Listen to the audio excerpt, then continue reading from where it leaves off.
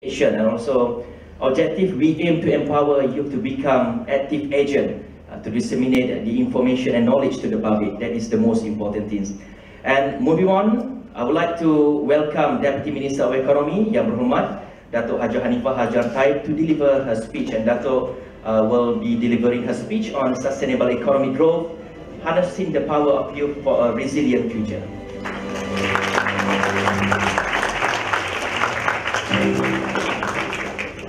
Assalamualaikum warahmatullahi wabarakatuh. Salam sejahtera. Salam Madani Malaysia. Today we're here for an important cause. I know I have a teleprompter here, but I wanted to make sure that I also interject with saying things that comes directly from my mind and my heart. Okay. It's important for us to understand that as we live in quite an aged earth, that there are changes that we anticipate that will happen. And therefore, we need to pick up on the science and see in terms of how we can slow down the aging, slow down in terms of the kind of things that is causing a lot of trouble that will affect all of us as humans that resides on this earth. Can we start with the teleprompter, please?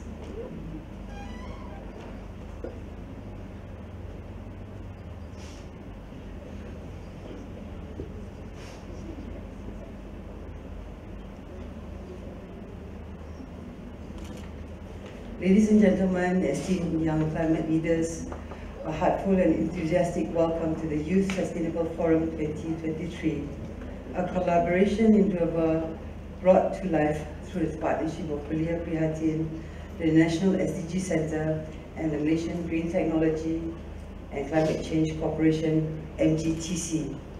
It is both an honour and a privilege to stand before you as the Deputy Minister, Ministry of Economy of Malaysia, tasked with inaugurating this event with an opening keynote that resonates with the spirit of our times.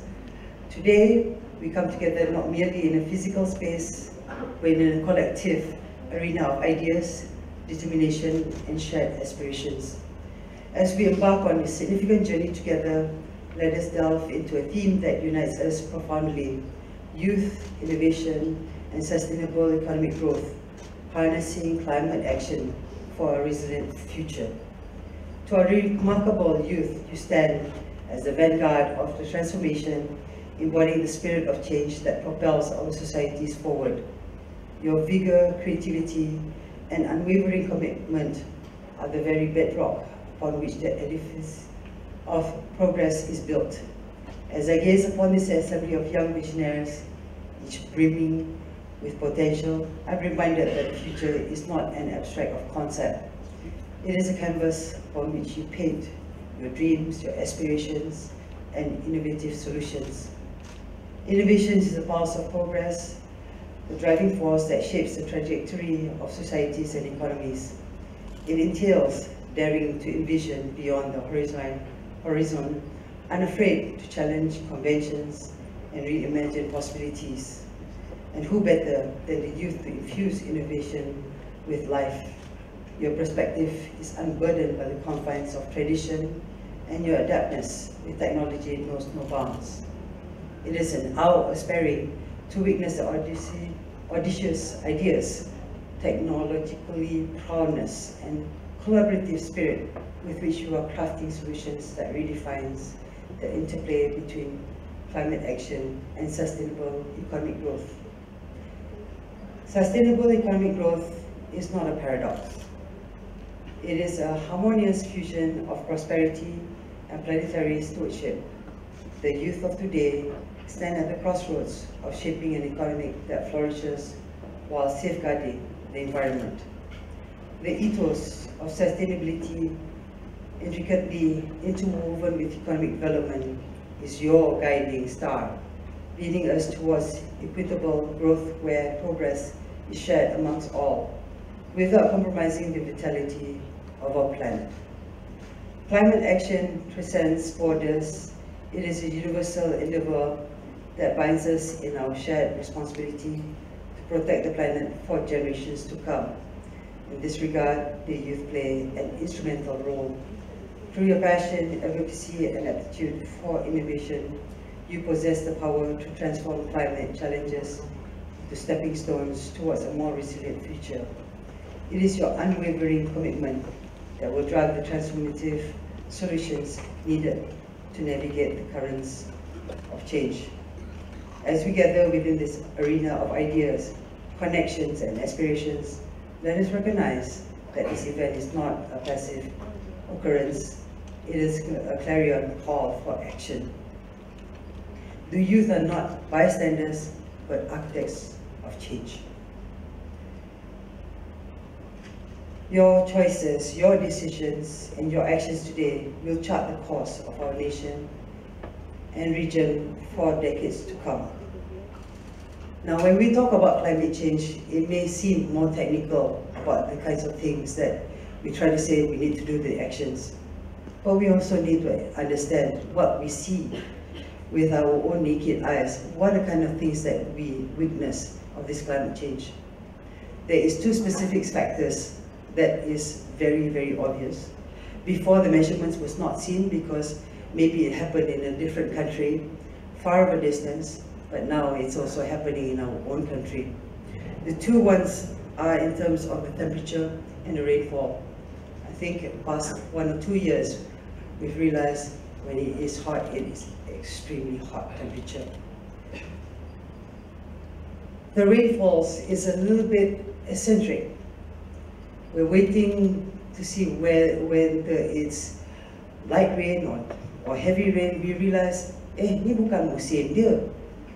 You know, and it seems as if it's far more heavy, and certain areas have been flooded much more than what is expected. The kind of effects for the temperature and the climate change is the ones that causes the droughts. We've had unexpected storms, which seems a bit more scarier with more hearing the thunder and the lightning, and we're like wondering, wow, the heavens must be really, really, really upset with the kind of things that is happening. We have the heat wave. At days, I just feel as if I don't even want to go out of my house because it's too hot outside. But it's happening. If I'm uncomfortable of aircons, I have a conscience that says, whoops, I better make sure that it's the appropriate temperature so that it is energy saving and doesn't emit to the emissions. But I cannot do without it either. You know, there's pros and cons, the kind of things that we do that we need to learn to balance and try to stabilize Earth. If not, then we expect these extreme weathers to have stronger impacts on us. I've even watched certain kind of TV shows, and they showed from a clear day, suddenly the person was struck by lightning. I said, I thought you need bad weather to be struck by lightning. But it's happening, and there's a lot of things that are unusual that's happening. The sea levels are rising. You're expecting countries that are absolutely beautiful and you want to visit there may no longer be able to visit there because the water level rises and it will take over the land area. One of the countries is Maldives. One of the reasons why Jakarta is also deciding to move is because of this. They've moved to, they've got such a massive plan to move to Nusantara as the capital. These are the kind of signs that we've been indicated. Say, really, seriously, how do we tell the difference? We can't tell the difference until we see it for our own eyes in order to believe it. So sea levels will be rising. We also have, because of the extreme heat, in terms of melting the glaciers. Malaysia is not one of the places that is fortunate to see those glaciers, but it's in the north and the south of the earth, and that is where, when it melts, that contributes to the level of the water rising. Aside from that is the warming of the ocean. Just imagine, with all the kinds of videos that we see about how beautiful the corals are with its natural creatures, they will have a problem not being able to find their own food because the water level rising will be too hot for the animals to consume their food. It will be too hot in a sense that it can't grow well.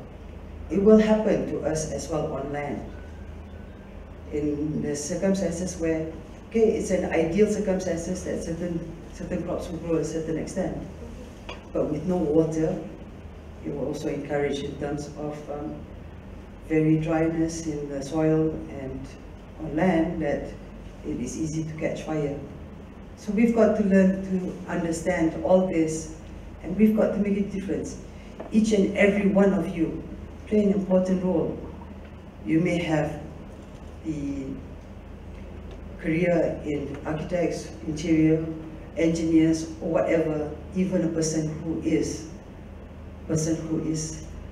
a housewife or a household person can also contribute to making sure that each and every one of us dedicate ourselves to understanding it better and try to make a difference by collectively help in terms of reducing the climate change. The best way that I can explain to you is this, okay?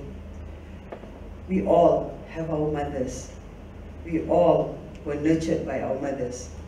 Mother Earth has been nurturing us in terms of so many things. This is our time that we need to also help to nurture back Mother Earth.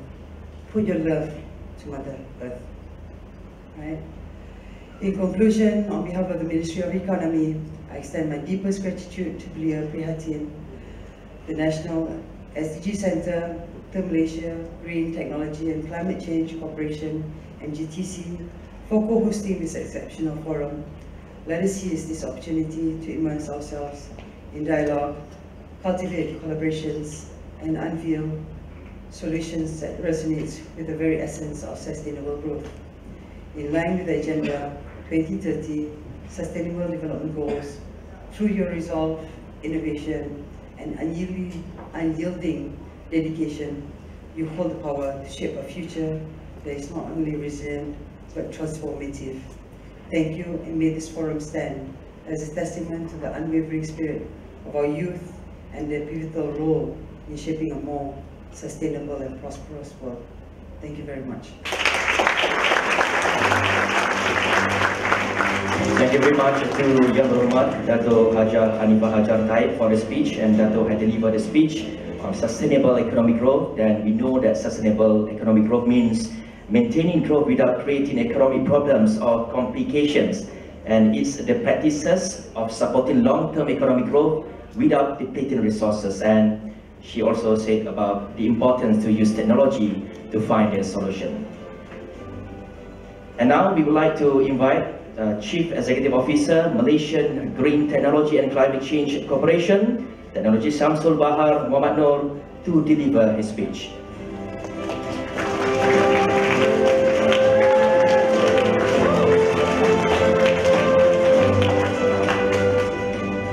Bismillahirrahmanirrahim.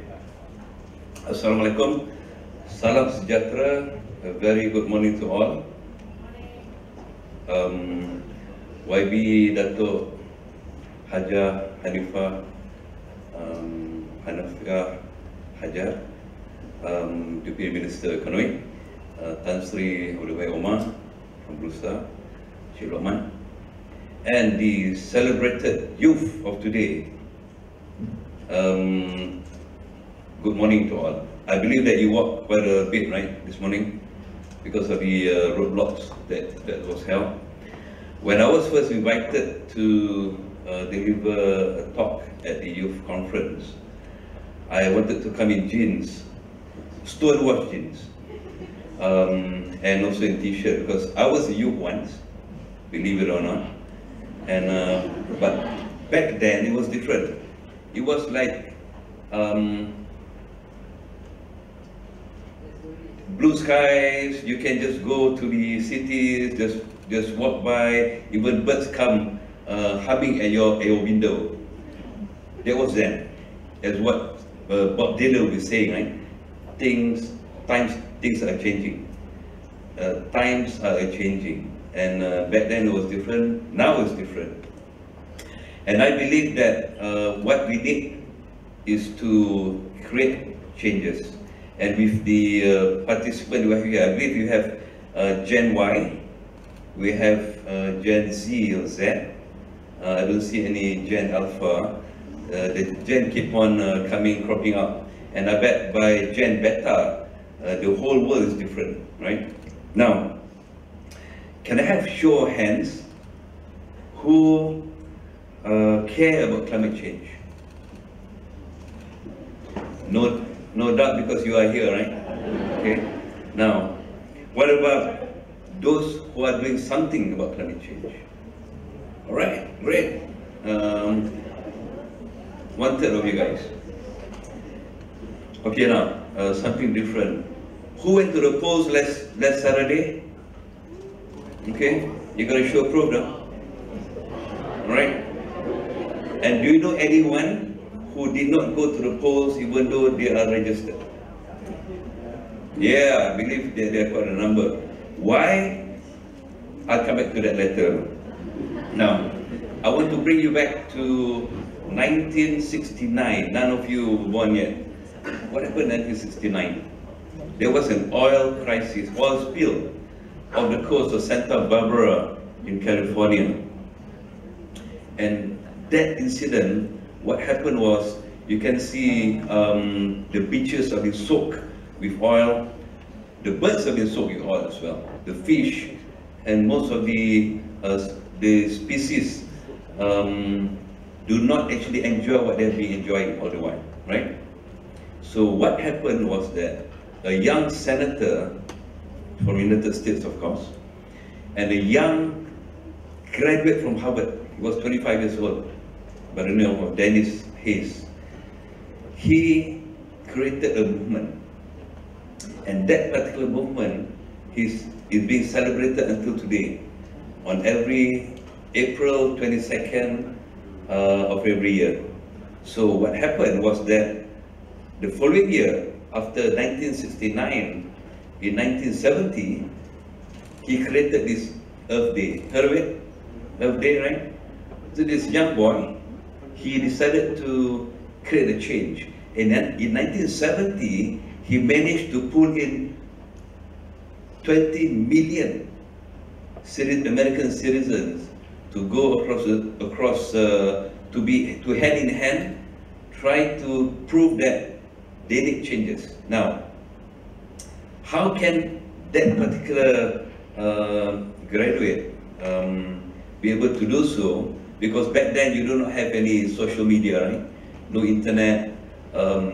Connectivity is just a matter of sending snail mail, telegrams perhaps, or give a call. So back then it was different, but then he managed to do so with the passion to create changes. Now, in 2011, another young boy, who was 17 years old, he started ocean cleanup. Heard of ocean cleanup? His name is Boyan Slat. So what he did, he managed to pull in millions from thousands of donors from more than 100 countries. Because for the reason being, the ocean are not being taken care of. There are too many plastic that wandered around. They have created this, they call it plastic soup. And some of the plastic soup is like an island, and it's bigger than Australia. Just imagine that. So what needs to be done? He decided, hey, why don't I introduce this a boat that you could actually be clearing all the plastic. Because microplastic is in us, believe it or not. It's in you guys. You've been eating fish, you've been eating even usually it comes from the ocean, but not from the ocean as well, because some of the food they're being cultivated that gets into your table, it contains plastic. So we are the plastic generation, matter of fact. So what he does, at 70 years old, he managed to create change. Now, this goes on. They have this plan for planet. We sparked the worldwide tree planting campaign. We have Fridays for Future. We don't encourage that very well, because every Friday they go on strike, school children, right? And even back here, we have Belia Prihatin, we have the My Hutan, we have the Youth United for Earth. But what similarities that they have? The one in 1969, 2011, what do they have? The similarities, they are all youth, right? So you guys are the youth of the future. I mean, sorry, you are the dinosaurs of the future. We are the dinosaurs now. So this needs to be created. So your voice needs to be known. But again, what you have now is what they do not have then. They don't have the social media, they don't have the internet, but they could connect. So this is what you have, that you could be connecting to all. Because we need the voice of the youth. Have you heard about this proverb? The wheel that squeaks gets oil. The loudest voice gets heard, right? Go to your members of parliament, go to your ahli dewan negeri, go to your government, go to the authority, tell them what you want. But you need to do it collectively in order for the voices to be heard. And the future is in your hands. I mean, it's all those cliches, right? But again, what we need is for the youth to understand the need of others. What is sustainable development? Anyone can answer? Sustainable development. Look it up, Google. Can I have anyone? It is all about taking care of the needs of today without compromising the needs of the future. They need to enjoy what you enjoy now. They need to actually be looking at things that you have at the moment. And Gen Beta would not be enjoying that. I believe so. What's happening now in the world? Hawaii, for example, a whole resident, a whole community be wiped out by a fire, right? Okay, we have hurricanes, you have heavy rains, and it's all ramping up enormously, exponentially. Why? Because the world is changing. If we do not create a certain sort of combating climate change or mitigate climate change, we couldn't do so. At MGTC, how many of you guys heard of MGTC before, prior to coming over? Oh, quite a number. We have a lot of openings now. You can apply. We at MGTC, most of us are millennial, below 30 years old. Why? Because we believe that the only way we could make changes is to have the staff who are young enough to tell us what to do. Because we are here to listen and we are here to take action. So, youth of today, we need to emulate what is happening out there. But again, congratulations to Lokman for having this Belia Prihatin. It's very commendable. The last session I had with Belia Prihatin was tree planting in Penang, and as today as well, we had to walk 2 kilometers, right? And but again, to be a youth, you need to walk, and as well as walk the talk. Now, Sir David Attenborough once said, "No one will protect what they don't care about, and no one will care about what they have never experienced." You guys are experiencing it. You are looking at daily feeds coming from the media. You guys are, I mean, if you don't experience it, at least you heard about it. You have all this TikTok, all these viral videos, right? And the world is not as it was before. We need to create these changes because, as Datuk mentioned, YB Datuk mentioned, the sea level rise is increasing, and 17% of the iceberg in the South and North Pole have melted. And what's happening is increasing the seawater level. Some parts of the earth would not be having land any longer. But it's not just that, because global warming is much more. When you talk about greenhouse gases, you burn, you use electricity where it's been powered by coal, okay? You release a lot of carbon dioxide. So what it does, it envelops the whole global, the whole Mother Earth, okay? Sunlight can penetrate in, but the heat that sunlight brings in could not get out back to the space. So this is why global warming is happening, and it is true. We are experiencing it. And just last week, and maybe 2 weeks ago, it was recorded the hottest ever temperature on Earth. And a slight change of temperature, the birds will migrate elsewhere. The fish will not be coming to the certain location that they are. Turtles will be extinct, and most animals will be extinct. So this is true. This is happening, and what the nation needs is young leaders. Fight for your right. The best movement that created a couple of years back was do not use straws. Remember that? Because straws will actually finally be washed to the ocean, and some of the species in the ocean will be thinking that those are food, and even birds. So that will create a destruction of our food supply, the food chain. So that is the best movement that we have introduced. Single-use plastic. I hope that none of us would be purchasing a water bottle, okay? Even though bottle is easy to bring around, but bring your Tupperware, if you go to Pasar Malam, for example, do not purchase food and they're going to wrap it with styrofoam and plastic bags.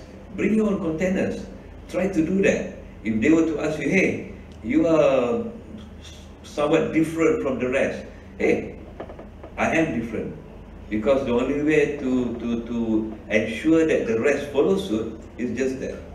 When MJTC decided, or ministry decided to do programs to the cities, to the state, we believe that the best way to actually disseminate information is to go to the community. So what we have done, one of the programs, the many programs that we have, is called Greenhouse of Worship. So what we do, we look at church, we look at temples, we look at what? We look at mosque. We try to ensure that we have green elements there. In order for that particular congregation at the mosque or church, they will go back to their neighborhood and tell, hey, they are doing this at the mosque, at the church. Could we do it as well? Could we change our bulb to LED? Could we use the LED saving air condition? So programs needs to be disseminated out. And what we want the youth as well to tell the rest, your friends who do not actually believe in climate change, believe that this is true, to change. Now, taking the immortal words of Bruce Springsteen. Anyone heard of Bruce Springsteen? No? Maybe it's from my generation. No? You can't start a fire without a spark. And they say they got to stay hungry. Now, you guys got to stay hungry.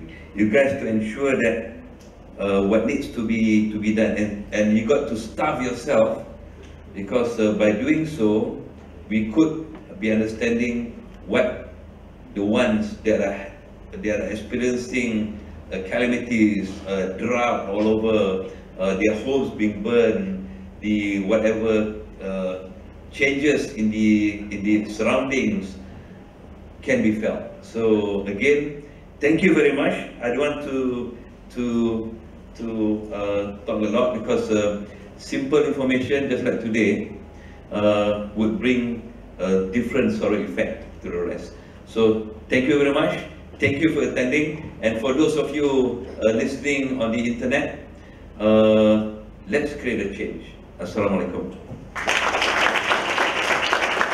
Thank you very much, Honorable Samsul Bahar Muhammad Noor, and he had delivered his speech regarding on pioneering a sustainable future, empowering youth to lead climate change or climate action. And youth, we know, are capable of leading the climate change conversation and can come up with brilliant initiatives regardless of the age. And your voice or youth voice need to be known. Youth can be connected to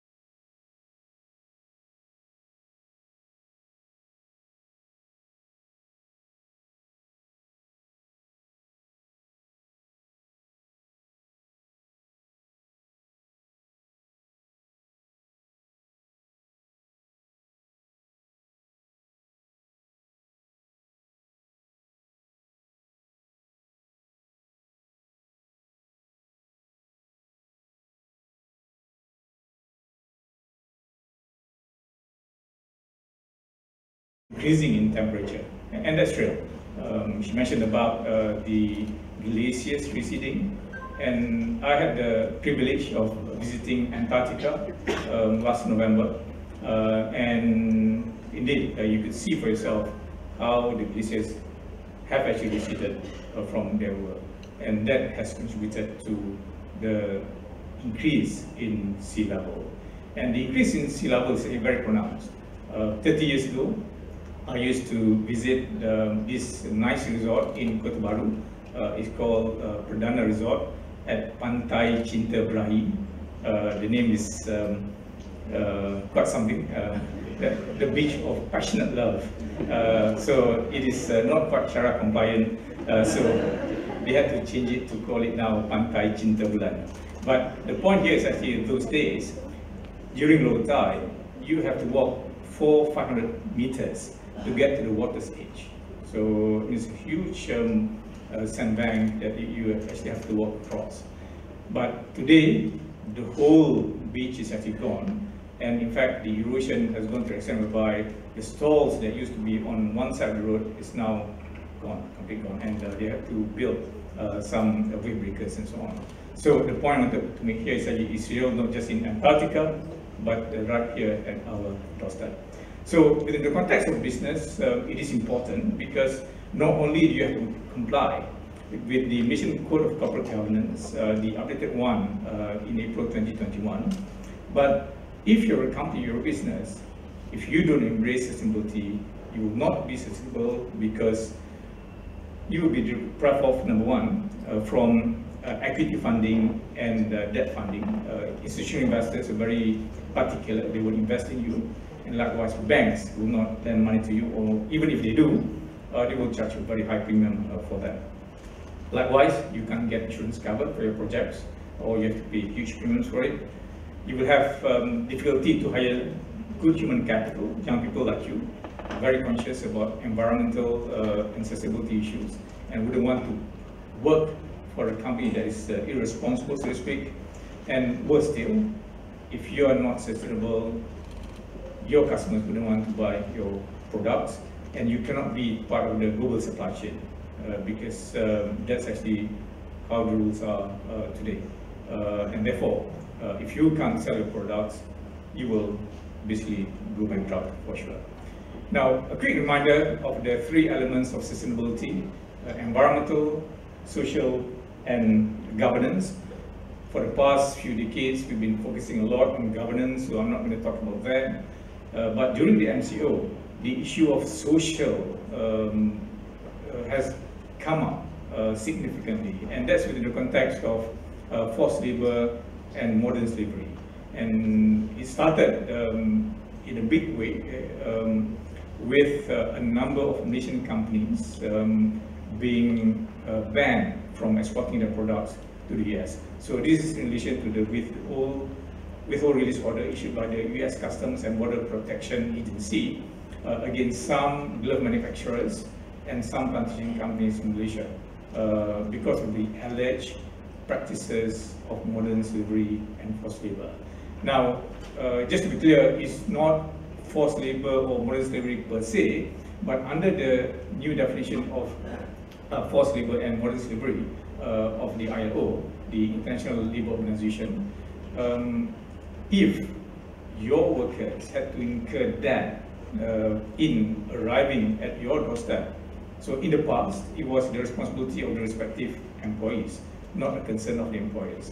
But today, that imposition is solely on the employers, meaning that you cannot allow your employees that work for you to have any debt bondage whatsoever. So the problem here in Malaysia is that when you bring in labor from other countries, if they are from Indonesia, the cost will be quite visible in the sense that it's between 2,000 to 3,000 ringgit.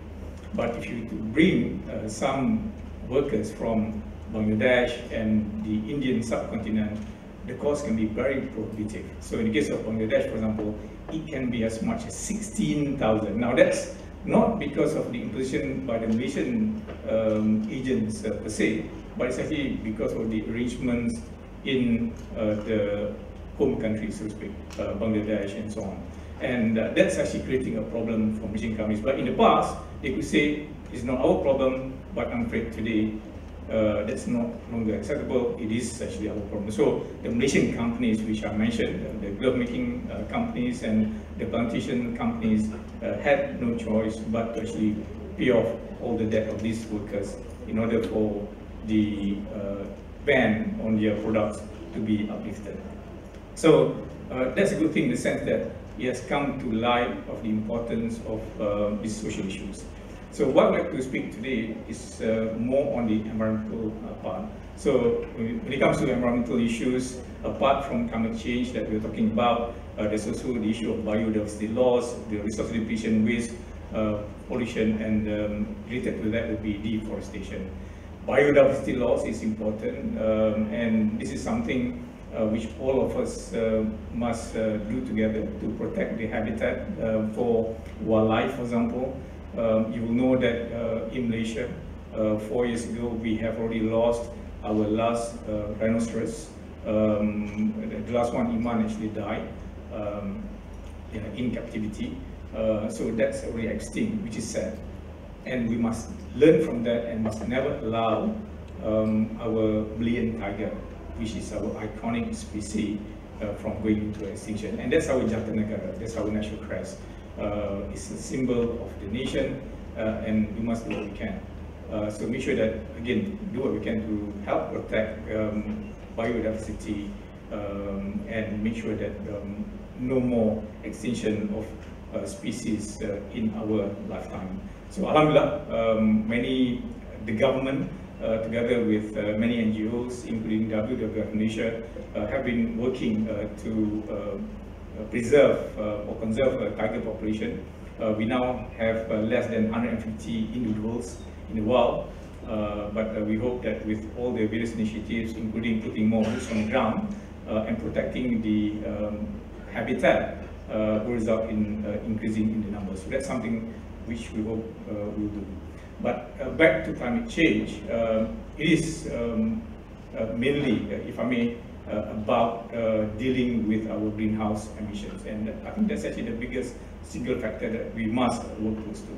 So indeed, we spoke about the fact that climate change is real, global warming is real, and it needed a global solution. So it is great that leading up to COP26 in Glasgow 2 years ago in 2021, we have seen most countries making up 90% of the global economy have committed to reduce their greenhouse gas emissions towards net zero by mid-century. Mid-century referring to 2050 or 2060. And Alhamdulillah, we are proud, we are relieved, we are happy that Malaysia is one of those countries. When the Prime Minister tabled the 12th Malaysia Plan in Parliament in September 2021, we made a commitment that Malaysia will also be a net zero greenhouse gas emissions nation as early as 2050. And that's a big, bold, brave move on the part of the government and on the part of Malaysia as a country, which is great. But obviously, the question would then be, how do we get there, right? And what is our current position? Well, this is where not just relying on government, but the civil organizations work together. And in this particular case, WWF Malaysia worked with BCG, Boston Consulting Group, to come up with a study looking at what are the pathways towards net zero for Malaysia. And this was released ahead of COP26 in November 2021, meant as a public resource. So anyone can actually go through this document, download it, a lot of facts there, and start to actually address the many issues raised there. Now, if you are talking about reducing our emissions down to net zero, we need to understand where we are today. Now, as a nation, like all other countries, we are required to submit every 2 years what we call the biennial update report. Now, so this biennial update report is about the status of our emissions that we have to submit to the UN Framework Convention on Climate Change, UNFCCC. And the last submission was in December 2022. So that's a BUR4, the one at the bottom. Sorry, it may not be so clear because this is vertical and my slides actually horizontal for me, but I hope some of you will be able to see the numbers here.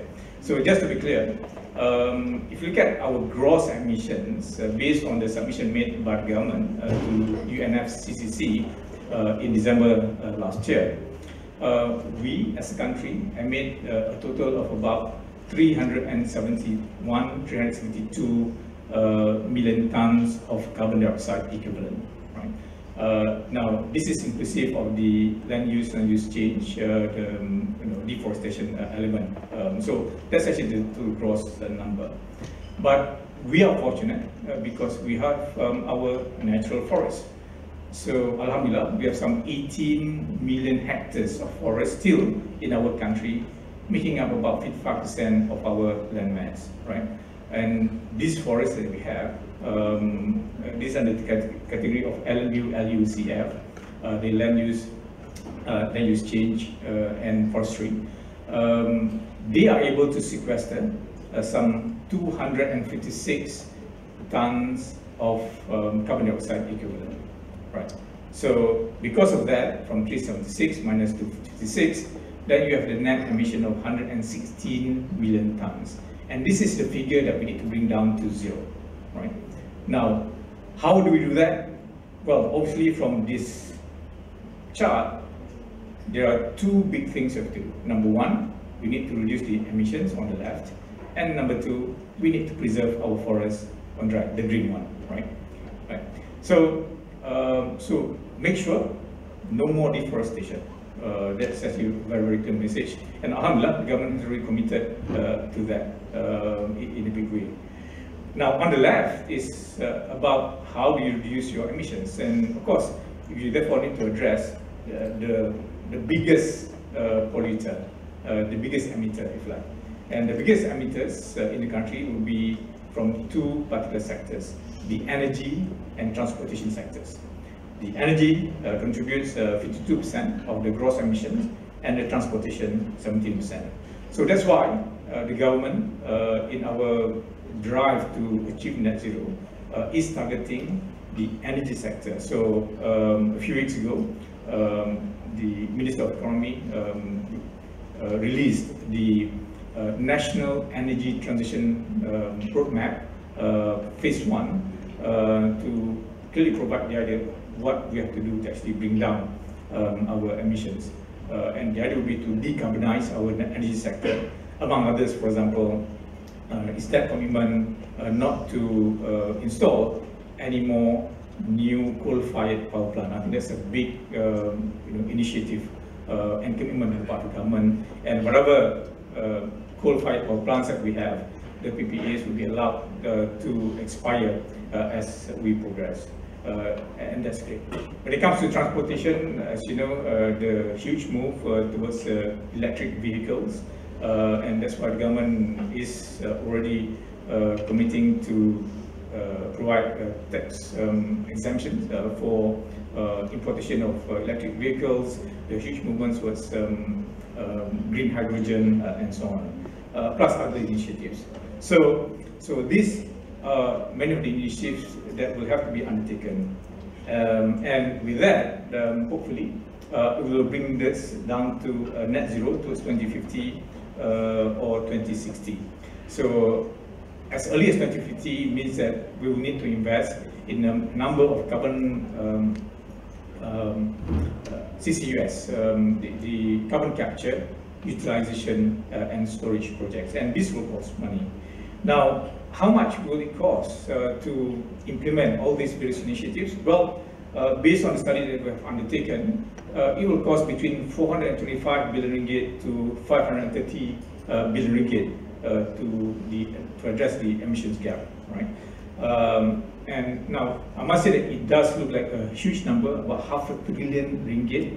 But if you look at it from the perspective of annual GDP, it is actually only about 1% of our annual GDP. So it is actually an affordable number. But having said that, where are we going to get the funding? Well, if you look at the details, again, based on our study, we find that many of these projects, if you can go to the next slide, please. Now, you can see from this slide that there are many projects that are already commercially viable on its own, without any government funding, without any carbon pricing, right? Then we're talking about 57% of that. That's the first two bars on the left, right? And there will also be some projects which will not be viable even if carbon price will hit 300 ringgit per ton, right? So that's the 6%, the red bar that you have on the very right. But the balance, that's the 37% or so, the three in the middle, in green. These are initiatives or projects that will need some form of carbon pricing between 0 to 300 ringgit, right? This carbon pricing is basically carbon credits that can be traded in the market. Now, the idea is actually for companies, for businesses, we want you to reduce your emissions to arrive at a net zero in your operations, right? So that's the target. Now, in cases where it will take time for you to come down to zero, or in some cases it's not possible at all. So what we'd like you to do is to provide that funding for other people to implement projects to reduce emissions in the world. And that's actually the presence of carbon credit, where for these companies, they can buy carbon credit to offset the emissions. Now make no mistake, it is not a substitute. The idea is actually we want you to reduce your emissions, but while you are doing that, you can actually help accelerate the achievement of net zero by buying carbon credits. And for that, we're starting with a voluntary market first. And 2 years ago, Bursa Malaysia was mandated by the government to set up the Bursa Carbon Exchange. And Alhamdulillah, we launched it in December 2022, last year. That was actually within the first week of Minister Nick Nazmi's appointment as a minister. And we had our first auction in March this year. Alhamdulillah, so the market is actually set. Now, again, the idea would be for these carbon credits to be traded to allow investors to actually contribute towards greening the economy, so to speak. Our current approach is actually on secondary issuance basis, but as we progress in the future, it will be done on primary basis, meaning that we can have new projects certified, and with the money raised, that will help to implement the various emissions reduction projects or nature-based solutions projects in the world. Now, that's something which Alhamdulillah is already in place, but I think we need to actually continuously improve as we progress. Now, we've spoken about what businesses can do, the big picture and so on, but I think what is equally or even more important is for all of us to ask us individually what we can do as an individual, what we can do as a business, and what we can do as a society in order to address and achieve this net zero ambition. Well, the first step is to all of us to make sure that we comprehend, we must understand what this issue is all about. So that's why I spend a bit of time to explain to you where the numbers are, so that you have a better comprehension. So when you understand better, you can embrace the issue better, then you can start to take personal action. So please do that and embrace sustainability in whatever we do. Now, then make the commitment at both your personal level and your professional level. So at home and at the workplace, so to speak. You can start easily by reducing consumption. So don't eat too much. Only take what you can eat. Make sure that there's no wastage. You don't need to change your clothes every other week. You know, some people very fashionable every month. They will change your clothing. No. So I think when you do that, you consume more and require more resources and so on. So again, optimize your consumption. Use only what we need. And certainly, buffets, for example, make sure that you don't take too much and waste it. Make sure that just take what you need. Reuse and recycle. I think this is a very simple thing to do. You have old clothes, make sure that you know, either you use them, prolong their life, or if you can't fit into them anymore, hand over to someone who will have a good use of it, or at the very least you can actually sell it and so on. Make sure that it's actually being recycled along the way. And that applies to other things that can be repurposed too, right? The fourth point is about, again, simple things about separating your household waste. This is already in the rules by the local authorities, but the actual compliance, as I understand, is actually very, very minimal, even in Klang Valley. So I think it's actually probably less than 40% of households that do that. So I think at your home, start to do that, and have a composting arrangement. All your food waste goes into either a composting block, or you can have a composting container, and from which you can then actually use the compost to grow your vegetables and so on. So again, that will help the environment tremendously. And the last one is to truly optimize your energy consumption. Make sure that you don't waste energy. but when you need energy, use renewable energy. And as simple as if you live in a detached home or landed property, install solar panels on your rooftop. Now, a lot of people think that this is costing a lot, but it is actually an investment. Just to give you an example, if you consume more than 900 kilowatt hours per month, you'll be paying 57 cents per kilowatt hour, right? That's based on today's tariff, and it will go up in the future for sure. Now, meaning that if you consume, say, 2,000 kilowatts in total, you will have to pay about 1,000 ringgit in terms of your bills, right? Now, what that means actually, if you have to put up 10 kilowatt hour peak of solar panel, that will cost you 38,000 ringgit. You'll be saving easily 700 ringgit per month, right? Because your actual production is between 900 kilowatt hours to 1,200. So the one that I installed in my home, I'm getting on average about 1,100 kilowatt hours. So times 57 cents, so that's when you get about 700 ringgit plus. So on per annum basis, alhamdulillah, I'm able to actually get the total savings of about 8,000 ringgit per annum, right? So 8,000 ringgit divided by 38,000, say 40,000. So you're talking about 20% return on your investment. So the point I wanted to make here is actually committing to green doesn't have to cost you. In fact, it can be financially viable for you. And what you need is actually for you to take that first step. So with that, ladies and gentlemen, I hope we can all look at ourselves before we ask other people to do it. Ask us, okay, what are the things that we can do at personal level and at your professional level, and if all of us were to do it together, I think inshallah, this country of ours, this world of ours will continue to exist for a better future in a more accessible way, inshallah. So with that, thank you for your attention, inshallah.